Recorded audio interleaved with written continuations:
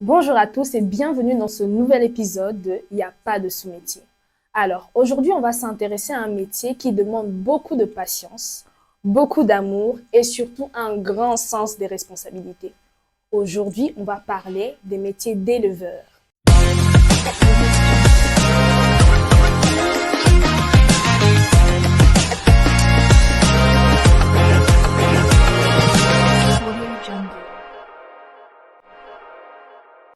Et pour parler de ce métier, je ne suis pas toute seule. Je suis accompagnée d'un monsieur qui va se présenter lui-même. Bonjour monsieur. Bonjour, Donc, vous pouvez vous présenter. oui, je m'appelle Monsieur Hussein Loukoussa, je suis encadreur de la jeunesse, je suis coach sportif, mais aujourd'hui je suis devant vous en tant qu'élève. Enchanté monsieur Ravi, Hussein. ravi. Donc, nous sommes avec vous en tant qu'éleveur aujourd'hui. Alors, pouvez-vous nous dire un peu comment ça a commencé, comment vous êtes devenu éleveur? Est-ce que c'était quelque chose que vous avez vu ailleurs? Votre papa, par exemple, était éleveur ou bien les actes décisions de Moko? D'abord, je vous remercie de m'inviter dans votre aussi beau studio, plateau. Déjà, pour répondre à cette question, c'est un truc que j'ai tiré passion chez ma grand-mère. J'ai vraiment aimé sa façon d'apporter soin, de donner beaucoup d'amour aux animaux et j'ai voulu avoir cette vie, vivre comme elle. J'avais l'impression qu'elle était, elle vivait libre, elle avait une vie libre, elle dépendait des personnes. Voilà, c'est là que j'ai tiré cette passion. Ah, donc, c'est votre grand-mère, l'amour que vous avez vu, l'amour que votre grand-mère donnait aux animaux, sa façon d'élever, de faire ce métier qui Voilà, vous a poussé à suivre la même voie qu'elle. voilà, c'est ça. Donc, pouvez nous expliquer un peu, nous donner un peu de précision par rapport à ça? Quel type d'animaux vous élevez? Est-ce que ça, banyama nyonso, Non, non, non, non, non, non. bameme, bani... Vous Bon, pouvez nous pour le donner un peu de moment, nous ne précision? sommes pas vraiment dans je peux dire dans une ferme précise, des animaux précis, non. Nous élevons ce que les gens peuvent acheter. Donc, vous voyez ce qui est ouvert à tout le monde. Nous avons l'élevage des lapins, des poules, pardon, des poules, tout ça. Donc, c'est un peu ce qui est à la portée de tous. Donc, nous n'avons pas encore atteint ces niveaux élevés un peu plus haut, comme avoir des vaches, des chèvres, comme vous avez dit. Nous sommes encore un peu limités. Mais voilà, c'est ça. Ah, ok, donc parmi les critères des animaux dont vous venez de citer, donc ces animaux qui sont un peu Voilà. à la portée, à la main de tous, donc que tout le monde peut avoir chez lui, donc poules, lapins, etc., Canard. canards aussi. Donc, parmi ces animaux-là, est-ce que vous pouvez nous dire un peu quel est l'animal, pardon, dont il est le plus difficile pour faire l'élevage? Tous les animaux sont compliqués à Tous les élever. animaux sont compliqués. Ouais, tous Ok. les animaux. Vous allez voir sur Internet, il y a des gens qui vous montrent quel est le côté positif de l'élevage, mais ils ne vous montreront jamais les côtés négatifs.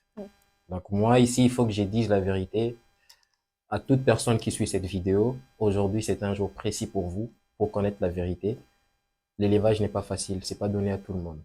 Donc tout est difficile. Je peux te donner les avantages aujourd'hui d'élever une poule, un canard, un lapin, mais après, il faut te dire que ça demande beaucoup de suivi, beaucoup d'encadrement et aussi avoir une formation pour faire ça. C'est pas donné à tout le monde, donc tu te réveilles, tu sors de chez toi, tu te dis, bon, j'achète un coq et une poule, j'ai fait une ferme, j'ai fait un élevage pour avoir des poussins, tout ça. C'est un peu ça. Donc, tout animal est difficile à élever parce que déjà, il faut se dire, un animal n'a pas une intelligence comme une personne que tu vas encadrer comme tu veux, non. Il fait ce qu'il veut à sa méthode et toi, tu es là pour essayer de comprendre son langage. Alors, c'est vraiment difficile de comprendre le langage d'un animal. Wow. Donc, on voit que c'est un métier très complexe. Donc, c'est Voilà. pas beau, la moukini d'un bon matin, c'est bon, je commence à élever des animaux. Non. On voit que c'est un métier qui demande beaucoup de rigueur, beaucoup de patience Et beaucoup de surtout, discipline et aussi. beaucoup de discipline. Donc, est-ce que vous pouvez nous raconter une petite anecdote, donc un événement durant, quand tu exerces ton métier, qui t'a peut-être choqué ou un événement positif ou négatif qui est arrivé, peut-être avec un animal, quelque chose qui t'a Euh, marqué. déjà, je vais beaucoup plus pencher sur la négativité, comme tu as parlé du côté négatif. Je pense qu'aujourd'hui, une personne qui veut se lancer dans l'élevage, une personne qui veut avoir une ferme à lui, doit se contenter du peu qu'il a. Il apprend de ça au lieu qu'il commence avec un grand nombre. Moi, par exemple, j'ai voulu me lancer dans les trucs des lapins. Je ne savais pas comment ça fonctionnait, comment ça marchait. Je me disais qu'il faut avoir de l'argent, tu achètes beaucoup de couples, tout ça, et puis tu reproduis. Et après, j'ignorais qu'il y avait des maladies, il y avait des épidémies. Et un beau jour, j'ai perdu pratiquement tous ces lapins qui sont morts parce qu'ils ont attrapé une épidémie que j'ai ignorée. Donc, si je dois dire à une personne aujourd'hui, c'est achète un truc avec un nombre que tu peux contrôler, tu peux apprendre. Si tu ne peux pas suivre une formation, mais de toi-même, tu peux apprendre que non, avec ces deux-là, ils m'ont aidé, j'ai eu autant de points négatifs, j'ai eu autant de points positifs, donc je vais me lancer sur ces côtés positifs et éviter ces côtés négatifs. Donc, si je dois dire ce qui m'est arrivé, donc j'ai vraiment perdu de l'argent. J'ai perdu aussi des têtes, comme on dit. Nous, on appelle des sujets, hein, ce sont des sujets.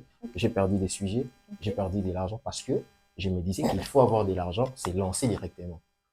Et le côté positif est que, si je dois dire aux gens aujourd'hui, c'est que moi, j'ai vis que de ça.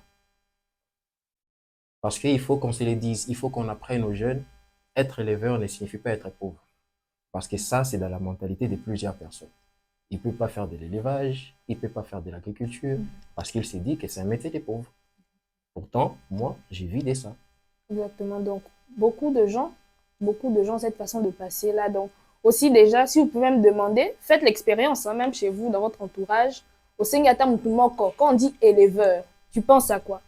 On a facilement l'habitude de voir quelqu'un Qui a échoué sa qui vie. voilà exactement, qui Voilà. a raté sa vie, au mouvement boy, avec une allure bizarre, bizarre. Donc, on a l'exemple, voilà. On a un beau monsieur sur le plateau, Très c'est un beau. éleveur. Très beau. Donc, on doit aussi, ça nous aide aussi à changer nos mentalités par rapport à ces métiers. Et vous avez parlé de formation. Donc, il faut suivre une formation pour devenir éleveur. Vous pouvez nous estimer un peu combien de temps de formation on doit passer Non, pour, ça dépend du formateur. Parce que vous voyez, dans tout ce qu'on fait aujourd'hui, il faut qu'il y ait encadrement. Comme je l'ai dit au début, tu ne peux pas quitter de chez toi, tu te dis, bon, je vais me lancer comme ça. Non, non. Il faut qu'il y ait encadrement. La formation, c'est pas seulement aller sur un banc, un stylo, un cahier. Non. Quand je parle de formation, c'est avoir une personne qui te montre le chemin. Une personne qui te dit la vérité.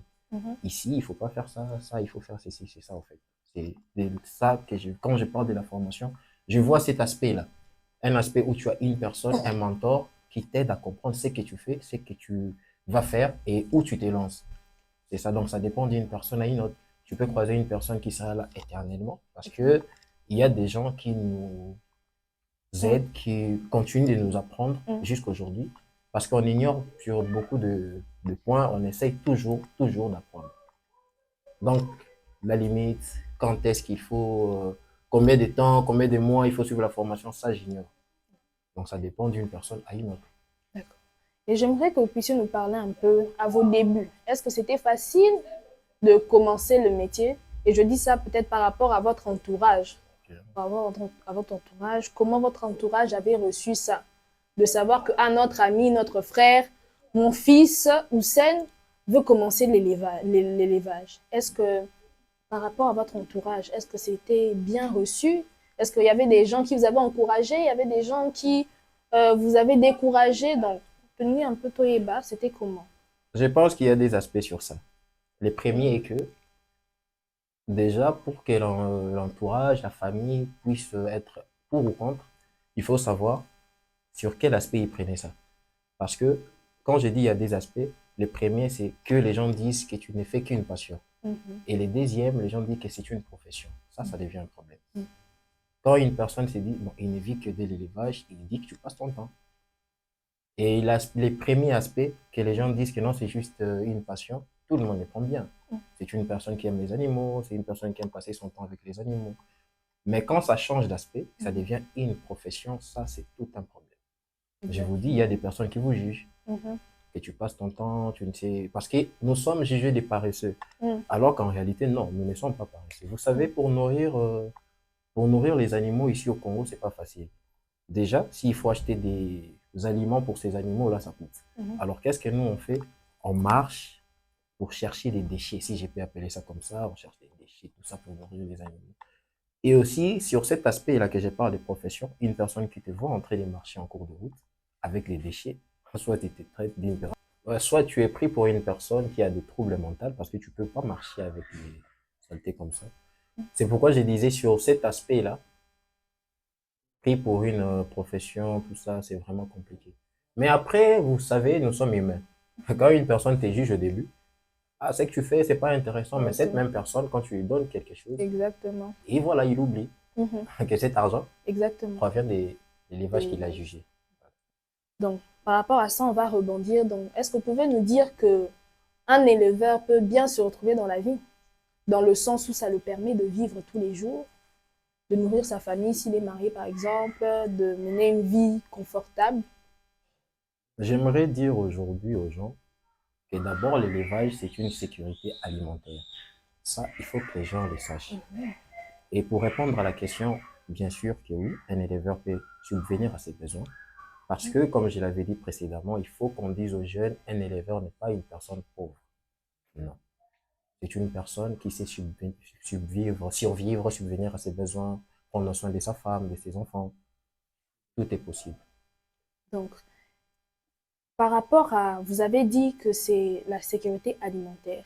Mhm. Par rapport à ça, est-ce que vous pouvez dire que, par rapport à votre expérience d'éleveur, donc vous élevez des poules, bah, lapins et plein d'autres animaux, donc est-ce que vous pouvez nous dire, est-ce que l'élevage contribue à l'économie en fait locale? Je dirais oui. Vous voyez aujourd'hui, si nous allons en Europe, en Amérique, tout ça, la majorité des gens qui sont riches, ce sont, je sais pas, vous suivez peut-être des films, des Mhm, séries, mhm, surtout les personnes qui aiment suivre Novelas. mhm, Vous allez voir, dans la majorité des mhm, familles qui sont riches ont une ferme. Je sais mhm. pas si vous allez voir. Oui, oui. Donc la majorité des personnes qui sont riches à l'étranger, ce sont les personnes qui ont une ferme. Et la minorité, la majeure partie, ce sont les personnes peut-être qui se lancent dans des entreprises, Mhm. tout ça, voilà. Est-ce que c'est un conseil aussi un peu pour nous dire aux Congolais de se lancer en fait dans ce système-là, d'adopter un peu cette façon de vivre? Parce que on peut aussi se demander, est-ce que les Congolais se nourrissent vraiment des produits locaux? C'est ça les problèmes. Déjà, les gouvernements n'aident pas parce Oui. que, comme je l'avais dit, l'aliment coûte cher. Alors, une personne qui achète un sac qui coûte peut-être 50 000 te vendra une poule à un prix élevé. Et la personne préfère aller acheter, je sais pas comment vous appelez ça, quoi. Est-ce qu'ils appellent ça poule, quoi, je sais pas. De... Wilkie, tout Oui, ça. Voilà. Une personne va acheter ça à 12 ok. 000. Il préfère acheter ça parce que Mm, ça coûte pas. mm, Pourtant, si le gouvernement était là, l'État mhm, congolais nous aidait mhm, à mettre les prix des sacs à faible prix, à bas prix, mhm, nous allons vendre aussi à un prix moins élevé. mhm, Vous allez voir une personne qui achète une poule à 5 000 francs mhm, peut-être pour manger. C'est aussi le problème, c'est comme je vous dis, c'est nous sommes seuls au fait. Dans ces mhm. domaines-là, nous sommes seuls. Nous les faisons seuls, comme si je me dis qu'il n'y a pas un ministre, comme on dit, ministère de l'élevage, tout ça. J'ai l'impression que ça n'existe pas. C'est un peu ça. Monsieur Hossein, est-ce que vous pouvez nous partager un bon moment, une belle expérience que vous avez vécue en tant qu'éleveur, un moment qui vous a marqué? Ça peut être avec les animaux ou peut-être avec un de vos clients. Partagez cela avec nous. Non, non, c'est pas avec un de mes clients. Les moments qui m'a le plus marqué, c'est les jours où j'ai vendu une grande quantité de sujets et j'ai reçu une bonne somme d'argent. Voilà, donc c'est ni personne, c'est personne. Ok. Ces moments-là, c'est Le juste, moment où vous avez eu, ah, ok, le travail que je fais paye. voilà, c'est Le ces travail moments-là. que je fais Un très bon rapporte. moment. Très, très bon moment de ma vie. Ok, vous Vous voyez. savez, je vais vous dire un truc, moi, Ok. personne, aucune personne ne m'a offert de l'argent comme ça, bah, des sommes élevées, hein, Mhm. peut-être 500 000, non. Mais les animaux aussi. Donc voilà. C'est pourquoi je vous dis, faites l'élevage. Vous allez avoir de l'argent, beaucoup d'argent, Vous avez compris, donc faites de l'élevage, vous allez avoir beaucoup beaucoup d'argent. d'argent. Donc, quel mot vous pouvez dire à ce jeune homme, à cette jeune femme qui veut aussi se lancer dans ça, qui est peut-être passionné et qui pensait peut-être que voilà, c'était pas à la portée de tout le monde, ou peut-être par rapport aux critiques, par rapport aux préjugés, peut-être par rapport à son entourage, par rapport au jugement. qui a peur de franchir le pas, qui a peur de tenter le coup, de devenir aussi éleveur, éleveuse. Qu'est-ce que vous pouvez dire à cette personne-là? Jeune homme, jeune fille, jeune maman, jeune papa, lance-toi. Il ne faut pas attendre de finir toujours sur un bureau, dans un bureau, sur un banc, quelque part, en train d'attendre un salaire, tout ça. Vas-y, lance-toi, fais de ton mieux. Je connais des personnes qui ont commencé avec deux sujets.